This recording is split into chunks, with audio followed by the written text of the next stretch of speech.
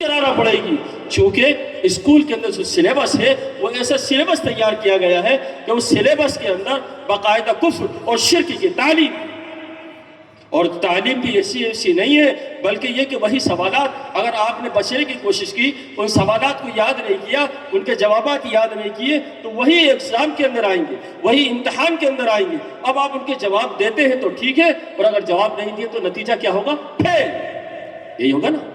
یہ نتیجہ ہوگا نا۔ تو اسکول ہمارا بچہ جاتا ہے، جیسے حضرت نے فرمایا کہ اپنے اسکول قائم کیجئے، کم از کم اگر آپ نے اسکول کے اندر دینی تعلیم نہیں بھی دی تو آپ کم سے کم ان کے ایمان سے کھلواڑ نہیں کریں گے، ان کے ایمان کو بچا لیں گے۔ اسکولی جو تعلیم ہوتی ہے وہ تعلیم آپ دے دیں گے، لیکن ان کے ایمان کا تحفظ ہو جائے گا، ان کا ایمان خراب نہیں ہوگا، اور یہاں جو سلیبس ہے وہ ان کے ایمان کو خراب کرتا ہے۔ اس اسٹیپ پر لا کر بچے کو، آپ کے بچے کو دیکھیے، بہت کوششیں کی جا رہی ہیں، آپ کی باقی چیزوں سے مطلب نہیں ہے، انہیں یہ اس چیز سے مطلب ہے کہ ان کے دل کو کمزور کر دیا جائے، ان کے ایمان کو چھین لیا جائے۔ پھر تو یہ جیسے حضرت فرما رہے تھے کھوکھلا ہے، کھوکھلا، اور کھوکھلا تو ویسے ہی اڑ جاتا ہے۔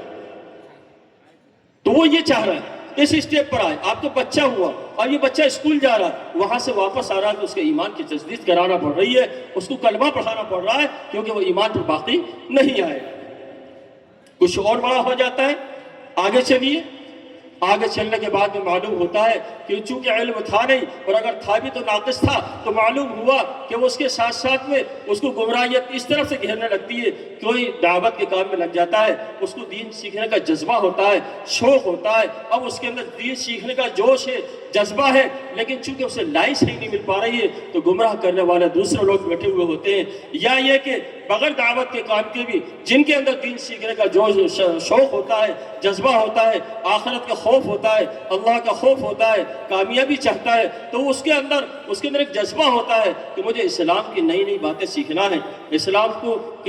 کے بہت سارے احکامات ہیں جو اس کی معلومات مجھے ہونا چاہیے، تو اس کے لیے، اس کے اوپر حملہ کرنے کے لیے، اس کے اس جذبات سے کھلواڑ کرنے کے لیے بہت سارے شیاطین موجود ہیں، اور وہ حملہ کرتے ہیں، کبھی جو ہے مرزا قادیانی کی شکل کے اندر، کبھی فتنہ شکیلیت کے اندر، اور نہ جانے کتنے سارے فتنے ہیں جن فتنوں سے وہ گھیر لیتے ہیں اور اپنی طرف گھیرتے ہیں، اور یہ کھینچتے ہیں کہ دیکھو ہم بتائیں یہ ہے ایمان اور یہ ہے اسلام، جبکہ وہ اسلام نہیں ہوتا ہے، تو اس کے حملے کیے جاتے ہیں، اور شہر بھوپال کے اندر بہت بڑی آبادی شکیلیت کے نلغے میں جا چکی ہے۔ اس کی وجہ بھی یہ ہے کہ جیسے حضرت فرما رہے تھے کہ منبر و محراب سے آپ وہ فضائل کی باتیں مت کیجئے، بلکہ وہ باتیں امت کو بتائیے جو اس کے وقت کی ضرورت ہے، جو کام و فضیلت کا کرنے کا ہے وہ اپنا کر رہے ہیں، اس سے کام چل جائے گا، لیکن منبر و محراب سے جو بات کرنا ہوگی وہ آپ کو میراث کے تعلق سے بات کرنا ہوگی، وہ عقائد کے تعلق سے بات کرنا ہوتی، وہ شکیلیت، رد شکیلیت کے اوپر بات کرنا ہوگی، جہاں جہاں ایمان کو چھیننے کا خطرہ ہے ان سب کی بات کرنا ہوگی۔ وہ آ جاتے ہیں، اس کے اوپر بتاتے ہیں کہ بھئی عیسیٰ علیہ السلام کا فلاں فلاں واقعہ ہے اور مہدی آ چکے ہیں، اور یہ ہے، چوں اس کی وجہ یہ ہے کہ اس کو پوری طریقے سے ان کو احادیث انہوں نے سنی نہیں، تو وہ جب بولتے ہیں، وہ بتاتے ہیں، ایسا معلوم ہے، اچھا ایسی حدیث ہے، ایسی فلاں حدیث ہے، ہمیں تو معلوم ہی نہیں تھی، ہو سکتا ہے یہ صحیح ہو، وہ بیچارے گمراہ ہو جاتے ہیں۔ تو یہ ہماری ذمہ داری ہے کہ ہم اس کے بارے میں عیسیٰ علیہ السلام کے تمام واقعات بتائیں، اسی کے ساتھ ساتھ میں امام مہدی جن کا ظہور ہوگا ان کے بارے میں پورے واقعات بتائیں، پوری تفصیل سے بتائیں کہ کس طریقے سے ان کا ظہور ہوگا، کیسے کام ہوگا۔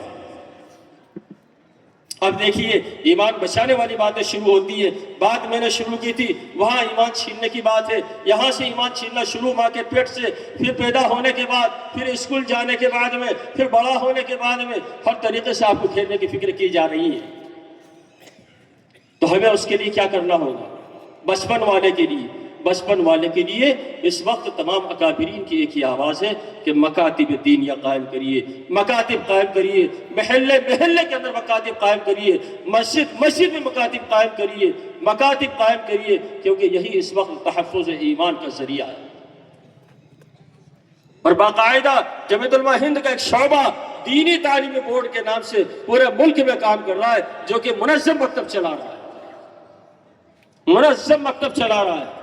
منظم مکتب کی سرپرستی کر رہا ہے، اس کے جو صدر ہیں حضرت مولانا مفتی ابوالقاسم نعمانی صاحب دامت برکاتہ العالیہ دارالدیوبند کے، وہ صدر، وہ محتمم بھی ہیں اور شیخ الحدیث بھی ہیں۔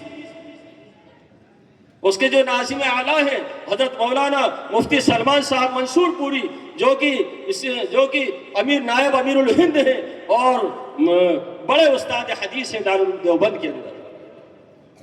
اور بڑے بڑے اکابرین اس تنظیم کے اندر موجود ہیں، اور تمام لوگوں کی پورے ملک کے اندر گھوم گھوم کر کی فکر کر رہے ہیں کہ ہمارے محلے محلے کے اندر منظم مکتب قائم ہو جائے۔ غیر منظم اور منظم کا فرق یہ ہے کہ یوں فرمایا کہ اگر یہ منظم مکتب قائم آپ کرتے ہیں تو اس کا فائدہ یہ ہوگا کہ وہ آپ کا بچہ سب کچھ بن سکتا ہے، لیکن انشاءاللہ اس کا اپنا ایمان کوئی نہیں چھین سکتا، وہ مرتد نہیں ہوگا، کیونکہ اس کے اندر منظم مکتب میں جو چیزیں ہیں وہ یہ ہے کہ عقائد کو کھول کر پلائی جاتی ہے، اجتماعی تعلیم ہوتی ہے۔ اور یہاں بھی ماشاءاللہ بہت سارے مکتب چل رہے ہیں، ان مکتبوں کو جا کے دیکھو جہاں منظم مکتب ہے